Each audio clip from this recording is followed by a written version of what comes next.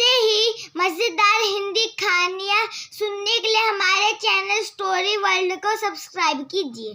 Hello दोस्तों, आज मैं आपको एक कहानी सुनाने जा रही हूँ जिसका शीर्षक है क्या ज़िंदगी में साथी चाहिए। तो आप भी ये जानना चाहते हैं तो इस कहानी को एंड तक ज़रूर सुनिएगा। रात का दूसरा पहर था। तेज़ बारिश की आवाज़ खिड़की के शीशों पर पड़ रही थी। कमरे में हल्की हल्की रोशनी हो रही थी जो बाहर की स्ट्रीट लाइट से आ रही थी। अनिरुद्ध बिस्तर पर लेटा हुआ छत को घूर रहा था। उसकी आंखों में नींद तो नहीं थी, पर मन में सवालों का एक तूफान जरूर था। उसकी उम्र 30 के करीब थी। नौकरी अच्छी थी, पैसे की कोई कमी नहीं थी, दोस्तों का एक अच्छा खासा सर्कल था, लेकिन फिर भी कहीं कुछ खाली था। वो खालीपन जो हर रोज रात को उसे सोने नहीं देता था। उसकी माँ ने हाल में ही फ़ोन पर कहा था, बेटा अब शादी के बारे में सोच, घर में एक साथी हो, जिंदगी में एक दिशा मिलेगी। अनिरुद्ध का मन इस बात पर उलझा हुआ था, क्या सच में ज़िंदगी में साथी की ज़रूरत होती है या फिर ये सिर्फ समाज का एक और दबाव है। उसका अब तक का जीवन खुद के लिए ही काफ़ी था, उसे किसी और की ज़रूरत कभी महसूस नहीं हुई थी। लेकिन हाल ही में जैसे जैसे समय बीत रहा था, एक अजीब सी तन्हाई उसे घेरने लगी थी। उसने अपनी पुरानी अलमारी से एक फ़ोटो एल्बम निकाला और उसके पन्ने पलटने लगा। तस्वीरों में उसके कॉलेज के दोस्त, ऑफिस के सहकर्मी, छुट्टियों की यादें, सब कुछ था, लेकिन किसी भी तस्वीर में वो लंबे समय तक ठहर नहीं सका। हर तस्वीर में उसकी हंसी थी, लेकिन वो हंसी कितनी सच्ची थी ये वो समझने लगा था। उस समय को याद करने लगा जब कॉलेज में उसके सभी दोस्त अपने अपने प्रेम संबंधों में डूबे रहते थे। हर किसी को कोई न कोई मिल गया था सिवाय उसके। अनिरुद्ध के मन में उस समय इस बात का कोई मलाल नहीं था। उसे हमेशा लगता था कि ये सब सिर्फ समय की बर्बादी है। लेकिन अब जब वो अपने जीवन के एक नए पड़ाव पर था, उसे एहसास होने लगा कि शायद कुछ छूट गया है।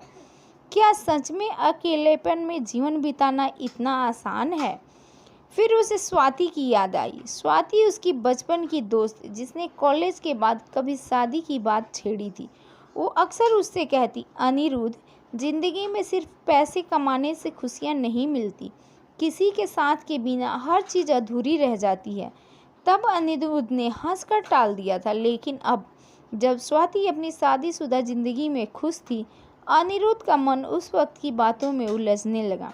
क्या स्वाति सही थी? क्या जिंदगी में खुश रहने के लिए किसी साथी का होना ज़रूरी है? रात की बारिश अब थम चुकी थी, लेकिन अनिरुद्ध के मन में उठता तूफान शांत होने का नाम नहीं ले रहा था। उसने उठकर खिड़की खोली, ठंडी हवा उसके चेहरे से टकराई, पर मन की बेचैनी बढ़ती जा रही थी। उसने सोचा, शायद आज कोई किताब पढ़नी चाहिए जिससे मन को शांति मिले। अनिरुद्ध ने अपनी बुक शेल्फ से एक किताब उठाई और बैठ गया। किताब के पहले पन्ने पर ही लिखा था, जिंदगी का असली मतलब तब तक अधूरा है जब तक उसे किसी और के साथ साझा ना किया जाए। यह पढ़कर अनिरुद्ध के हाथ रुक गए। उसे महसूस हुआ कि चाहे वो कितना भी सफल हो, कितनी भी दौलत कमा ले, लेकिन अगर उसे किसी के साथ साझा नहीं किया जाए तो वो दौलत भी बेमानी हो जाती है। अचानक दरवाजे की घंटी बजी। इतनी रात को कौन हो सकता है? अनिरुद्ध ने सोचा। वह दरवाजे की तरफ बढ़ा और झट से खोल दिया। सामने स्वाति खड़ी थी। उसकी आंखों में एक अजीब सा सन्नाटा था, लेकिन चेहरे पर हल्की सी मुस्कान थी। इतनी रात को? अनिरुद्ध ने हैरान होते हुए पूछा। स्वाति ने एक पल के लिए उसकी आंखों में देखा और फिर बोली, अनिरुद्ध, मैं तुमसे कुछ बात करने आई हूँ। दोनों बैठ गए। कमरे में एक अजीब सी खामोशी थी। फिर स्वाति ने बोलना शुरू किया, अनिरुद्ध, क्या तुमने कभी सोचा है कि तुम क्यों अकेले हो? तुम्हारे पास सब कुछ है, फिर भी कुछ कमी क्यों महसूस होती है? अनिरुद्ध चुप था। उसके पास इसका कोई जवाब नहीं था। स्वाति ने उसकी आंखों में झांका और कहा, तुम्हें लगता है कि तुम्हें किसी की ज़रूरत नहीं है, लेकिन कभी कभी इंसान को अपनी ज़रूरतें तब तक समझ नहीं आती जब तक वो किसी का साथ महसूस न करें। अनिरुद्ध ने उसकी बात को ध्यान से सुना। क्या सच में उसने अपनी ज़रूरतों का हमेशा अनदेखा किया था? क्या वो खुद से भाग रहा था? उसने एक गहरी सांस ली और कहा, स्वाति, मुझे नहीं पता, लेकिन शायद तुम सही हो। शायद मुझे अकेले रहने की आदत हो गई है। स्वाति ने हंसते हुए कहा, आदतें बदली जा सकती है, सवाल यह है कि क्या तुम बदलना चाहते हो। यह सवाल अनिरुद्ध के दिल में गहरे उतर गया। क्या वो बदलना चाहता था?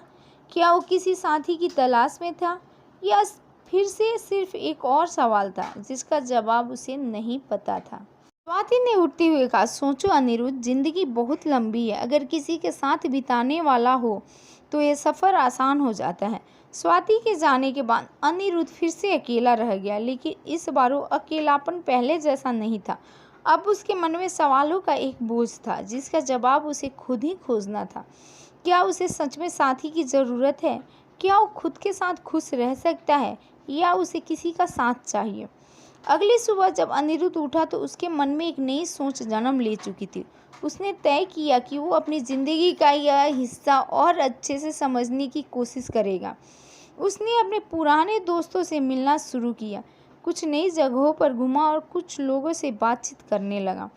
वक्त बीतता गया और एक दिन उसकी मुलाकात राधिका से हुई।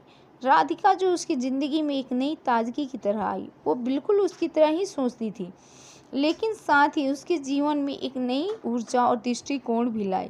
उसके बीच धीरे धीरे दोस्ती बढ़ने लगी और फिर वह दोस्ती प्यार में बदल गई। अनिरुद्ध को अब समझ में आने लगा कि स्वाति क्यों कहती थी कि ज़िंदगी में किसी साथी का होना ज़रूरी है। राधिका के साथ रहते हुए उसने ज़िंदगी के उस खालीपन को भरते हुए महसूस किया जो इतने समय से उसकी आंखों में से ओझल था। अब अनिरुद्ध को यह साफ हो चुका था कि ज़िंदगी का सफ़र अकेले भी किया जा सकता है, लेकिन जब किसी का साथ हो तो ये सफ़र और भी खूबसूरत हो जाता है। किसी साथी का होना सिर्फ रिश्ते में बंधने के लिए नहीं, बल्कि उस सफ़र को साझा करने के लिए ज़रूरी होता है। ज़िंदगी के हर मोड़ पर साथी की ज़रूरत अलग अलग हो सकती है, लेकिन एक बात साफ है, इंसान का दिल तभी पूरा होता है जब उसके पास कोई हो जिसके साथ वह अपनी खुशियाँ और दुख साझा कर सके। यह कहानी आपको कैसी लगी, कमेंट में ज़रूर बताइएगा, और अभी तक इस वीडियो में बने रहने के लिए थैंक यू। ऐसे ही मज़ेदार हिंदी कहानियाँ सुनने के लिए हमारे चैनल स्टोरी वर्ल्ड को सब्सक्राइब कीजिए।